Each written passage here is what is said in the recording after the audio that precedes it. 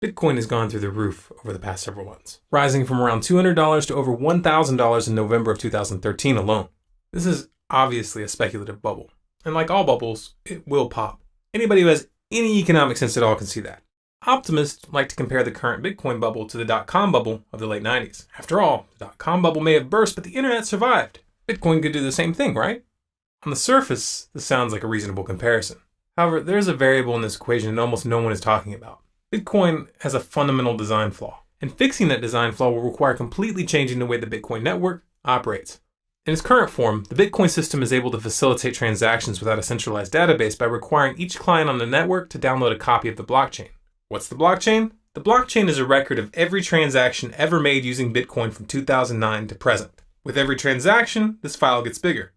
At first, the file size was negligible. It stayed below 1 gigabyte until mid-2012. However, with increased interest in the currency, the blockchain began to grow exponentially. By September of 2012, it had jumped to 2 gigabytes. In September of 2013, just 1 year later, the file was over 9 gigabytes, and by the end of November, it had passed 11 gigabytes. If interest in the currency continues to increase and the number of transactions continues to grow at its current rate, the blockchain will easily reach 50 gigabytes within a year and 250 gigabytes within 2 years. Now, the specific amount of time it will take the blockchain to reach a particular size is beside the point. What it comes down to is this. In its current form, Bitcoin is not scalable. The way the system is designed right now, the blockchain will eventually reach several terabytes in size.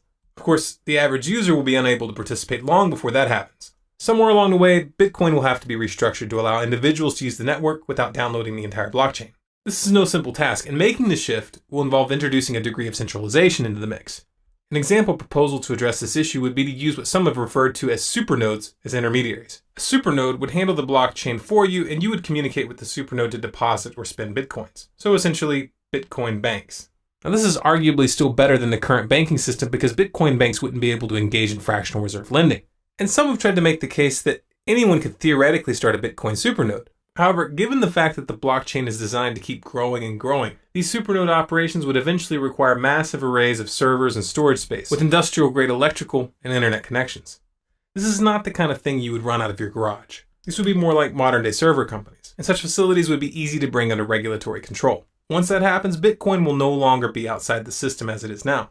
Maybe that wouldn't be such a big deal if it weren't for the fact that one of the major reasons that people are buying Bitcoin is to bypass the system. That means its value cannot be separated from its form.